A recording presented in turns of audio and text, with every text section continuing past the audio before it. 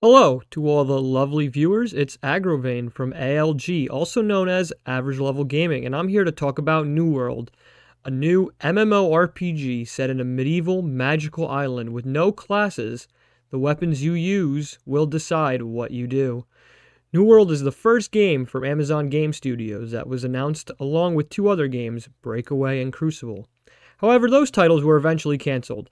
Jeff Bezos put all his eggs into this spaceship, so let's see if this bad boy takes off or crashes and burns. The story starts off with this Steel Chad walking into an inn to speak with a mysterious man. They speak about this island named Aeternum and how much magic is present on the land. Then you see your character in the cabin of the ship, and it brings you to character customization. The character customization is pretty good in my opinion. There are not too many options and nothing to alter your character's body. However, they get the basics right with the different options such as changing the hair, eyes, or tattoos to be almost any color. There's plenty of opportunity to make your character unique. There are no races, it is all human, which might upset some, but given the environment and the story they are trying to tell, it all makes sense.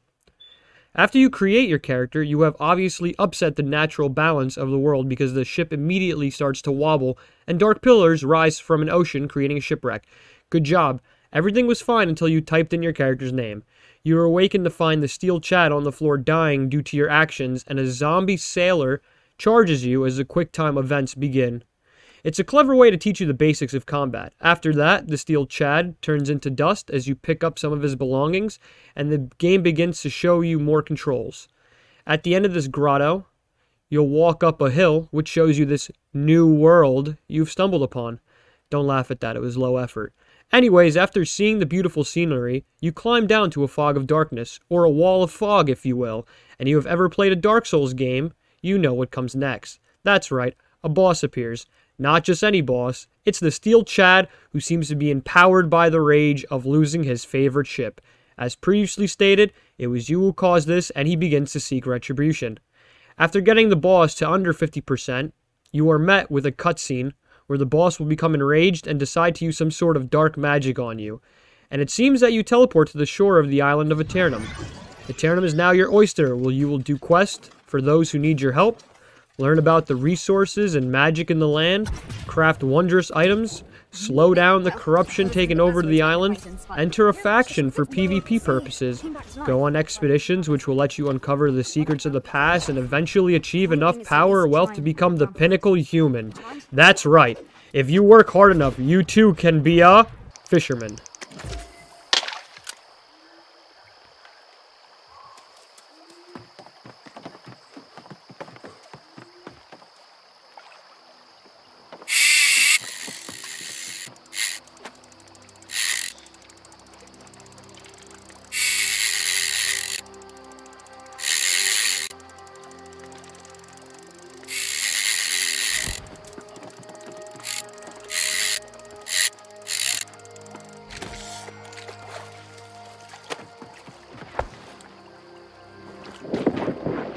The gameplay to me is pretty solid. You have a pretty good starting selection of weapons to choose from, and it leads to some awesome combos since you can hold two weapons and switch between them almost instantaneously.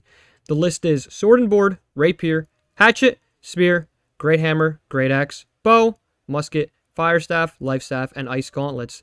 They all scale with certain attributes, and those attributes are strength, dexterity, intelligence, focus, and constitution. Strength, dex, and intelligence will give you more damage with their respective weapons, focus will give you increased healing, and constitution will give you more health. For people looking to deal tons of damage, you have a nice selection. But for those who want to heal or tank, you only have one attribute you really need to worry about, and you're locked into one weapon. So if you want to heal, you got to use the life staff, and if you want to tank, you have to use a sword and shield, and at this moment in the game, there's no way around it if you'd like to be a healer or a tank. All weapons have two skill paths you can use, which can lead to interesting builds as they can be mixed up, but again, for tanks, they're forced to go Defender, which is the only tanking related skill tree and only for sword and shield.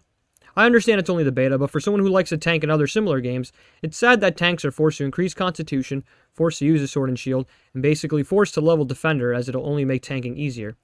But for the combat, it's very much like a Dark Souls type of combat where you must think whether to dodge or block. And if you love parrying, then the rapier will be your best friend as it lets you do just that.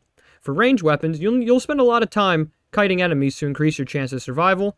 And All weapons have 6 abilities you can choose from between the 2 skill trees, but you can only slot 3 at a time for each weapon. So switching your weapon back and forth will give your character a total of 6 abilities to use. Personally, for my first build in New World, I like to use full strength for my attributes, and for my weapons, I like to use the spear with the impaler skill path and the hatchet with the thrower skill path. I like to use these together because there is some overlap between what the skills do. Both skill paths look to inflict debuffs and gain more attack damage when attacking an enemy that has an active debuff. It can lead to some fun combos, and you will get stamina back on hatchet throws when hitting an enemy with an active debuff. Some skills will be weapon specific, but as stated earlier, there's some overlap with the impaler skill path and the thrower skill path, so I'm having a blast with this build. It really is good at zoning enemies from range, and when they just get low enough, you get to flip up a couple hatchets, throw them at it, and call it a job well done. Also, another reason why I love the hatchet, and especially throwing it, you get to flip it up and...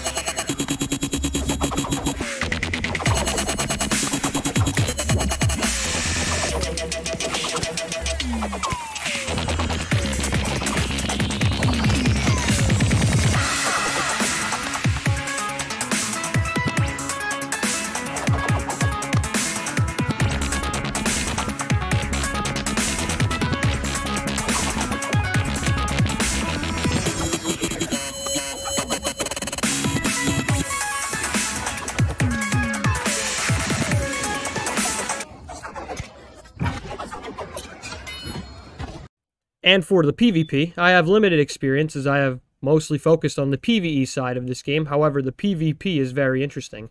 Gaining control of different territories on the map and fighting for more control of the map within your faction is cool and all. However, I think it falls a bit flat when you consider that players can choose any faction, and in particular, they can choose the most populated one. The Purple faction, or the Syndicate, seems to be the most heavily populated on my server, and it leads to an imbalance when it comes to fighting for the territories, as one side has more people and more resources to use.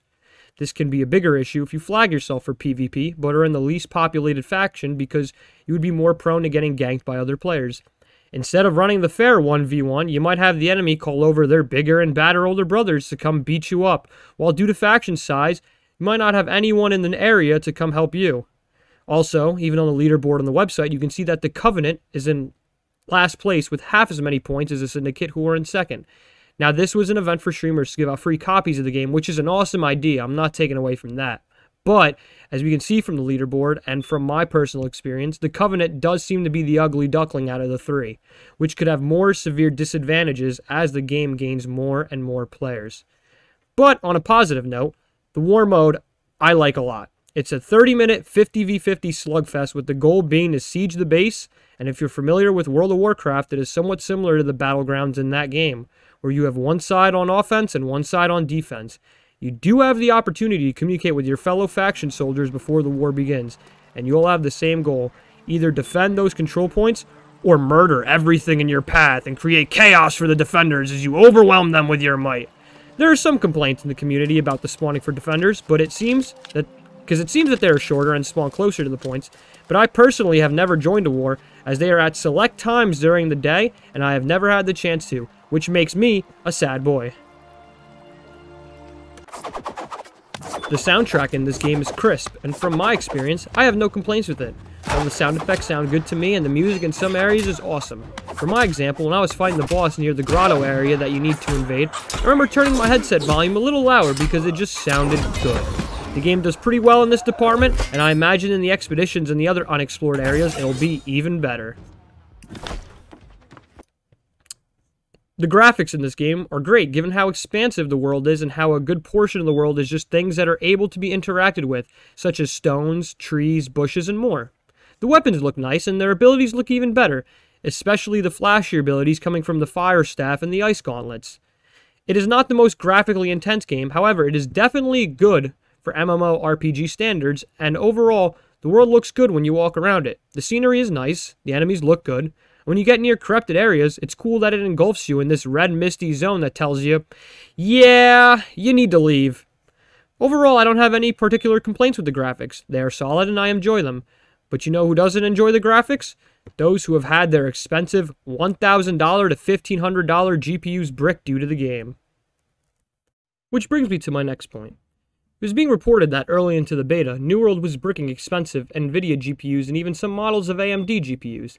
Funny enough, I did not learn about this until after purchasing and playing the game, and my computer uses an AMD GPU, so I'm pretty happy and lucky that this didn't affect me.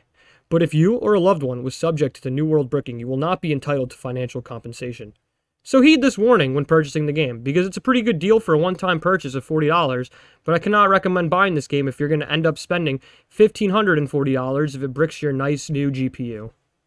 So on to the most important question, should you buy it? On the positive side, the game is just fun. I enjoyed playing the game, I enjoyed the combat. People complain it could be a bit wonky, but for a beta, I thought it was good. I love the sound, I love the graphics, and I think the story is pretty neat, so overall, I had a great time with the beta. On the negative side, the spawn rates could be a little bad. There was one particular example where I was doing a mission that needed me to kill 3 sheep and skin 3 sheep. And it was in an area where only 1 sheep spawns, for which it feels like every 15 minutes, and only 1 sheep could be spawned at one time. So when someone takes your kill, yeah, you're not too happy, because now you're just waiting an extra 5 to 15 minutes waiting for that next sheep to spawn, because you have to kill 3 and skin 3. So... and you don't want to buy a game right now that has a little history of ruining computer parts. As I stated previously, you know, I'd be a little careful. Sometimes your hits will not register, but it happens rarely. I mean, once the game full releases, they should look to fix it, because it wasn't a big issue in my opinion. I noticed it a couple times. However, if it's the last hit to kill an important enemy and I die afterwards, I won't be that happy either. So overall, my recommendation is to wait a week or two after the game's release to see how the community likes it. I've had a ton of fun with the game. However, I probably won't pick it back up right away just to make sure there are no hardware issues when the game fully releases. I had a great time with the game. I think I'll be playing it in the future, and I hope to see you playing it too. This has been Agrovane with ALG, or also known as Average Level Gaming, to talk about my review on the New World Beta. If you have any questions or anything you wanted me to touch more on, feel free to leave a comment below. And remember, don't forget to like and subscribe for more content coming out in the future. Thank you, and I appreciate you watching this video.